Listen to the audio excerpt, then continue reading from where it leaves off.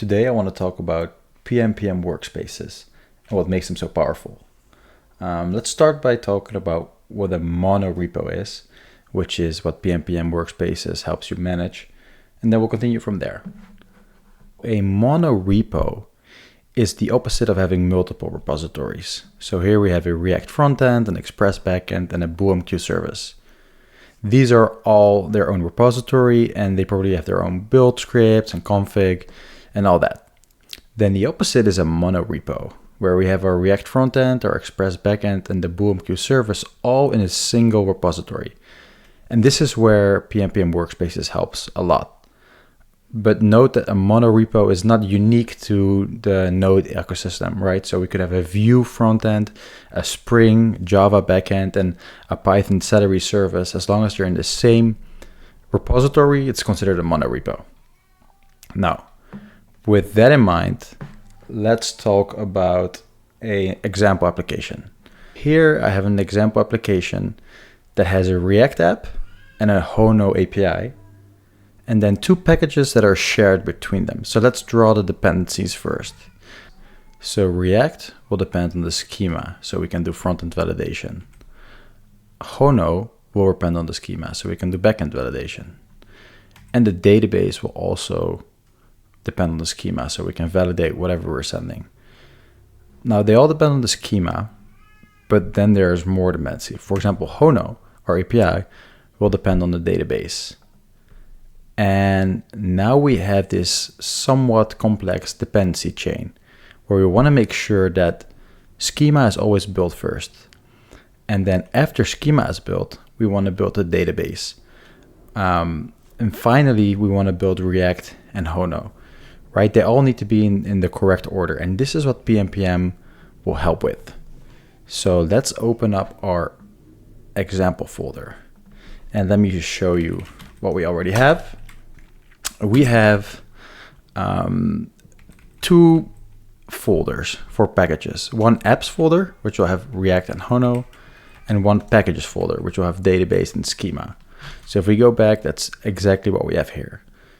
Now let's add these dependencies. To do this, we need to have a pnpm workspace.yaml file. Let's open it up, and it just has 3 lines. We have apps, this is where you'll look, and we have packages. This is where pnpm will resolve packages. Now, we need to specify these dependencies. So let's start with opening up the schema. And as you can see, it actually it only has one dependency, what we call Zod. There's no other dependencies. Now, what is important is these 2 scripts that I have added already. We have a build script that just runs TypeScript, and a dev script that runs TypeScript in watch mode. And finally, we export our types and our build JavaScript. This is great. This works. Now let's open up our diagram and start with database. Okay, so our database depends on our schema. In here we have schema, and the name is @yillis/schema. So we'll copy this name, right? And then we'll open up our database. And we'll go to package.json, and we'll go to dependencies here on line 16, and we'll say, well, we will need @yillis schema, and here's important, from workspace. Okay, and now we can specify the version, but we'll say just any version. What this workspace thing does here, if there were a @yillis schema package on npm, it would never download it. It would only download it for this when it's inside of the workspace. So let's copy this line because we know there's a few more packages that have this dependency. We'll open React, package.json, and it already has React and React DOM. This is just because it's from the default Vite template. So we'll add @yillis schema workspace, and just any version will do. And finally, we want to do the same for Hono, package.json. And we'll just say, okay, this dependency, give us @yillis schema. Yes, okay. So now we have these dependencies. Let's go back to our diagram. there is also database, and only Hono depends on database, right? So if we open up Hono here, we can say the exact same thing. We can copy this line and we'll say, well, get me database from Workspace. Okay, we've now set our dependencies. What's important next is that pnpm will topologically sort your dependencies. And what is topological sort, you may ask? Well, of course, there's a diagram. There's a fancy definition where you sort an acyclic directed graph in a linear ordering, yada yada. What it really means is it sorts the nodes of a directed acyclic graph in an order where every dependency comes before the thing that depends on it.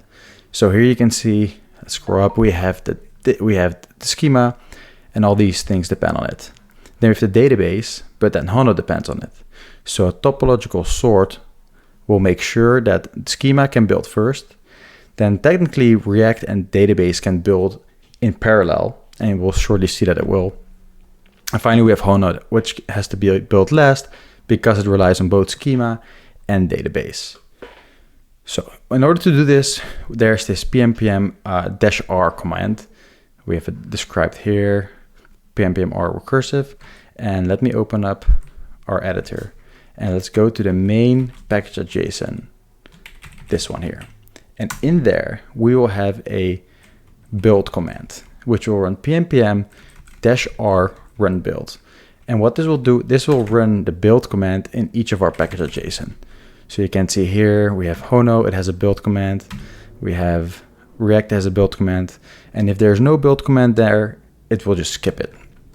So let's go to a new tab. Let's go to the root and we'll say pnpm run build. Now this will run in the root, but it's a script that does pnpm run build -r. And we're getting some issues because did we forget about database? We might have. So let's open database, package.json. We also need to do workspace. All right, here we go. Here we can see that it couldn't resolve the dependency, so that is quite interesting. Run build again. Okay, I want to take a minute to look at this output. So it's built all these dependencies in that order, but I added a console log before. So we built a schema. This is correct because everything depends on the schema. But then both React and database are kicked off at the same time. And then finally, Hono is built. But note that it's not alphabetically sorted, right? Because app Hono would actually come first. But because of the pnpm workspaces, it built it in this order. Now, this is great. Let's go back real quick to our main package.json, because I want to show you one more thing, and that is pnpm -parallel. Now, parallel does, like the name suggests, it will run all of them in parallel, regardless of topological sort. So this is great for a dev server. Like all the dev servers can run at the same time. So let's go back to our editor, and in here, we can now say pnpm run dev. Boom, and it kicks them all off at the same time, right? So if we were to open up our, let's say index.ts for the schema, and we'll just say, this is a counter. Right now, if I go back, you'll see it re-ran the schema here. File change detected. And yeah, this is pnpm workspaces, super powerful. There's one more thing I need to show you, and that's using filters. Remember how we have these two folders. We have apps and packages.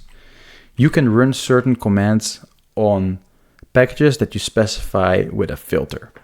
So let me open this one more time. And let's say I'll close this. We can say pnpm filter all these packages and only run dev there. So let's run this. You can see that it started them both. Started compilation in watch mode and another for file changes. Yeah, this is pnpm. This is what I wanted to show y'all.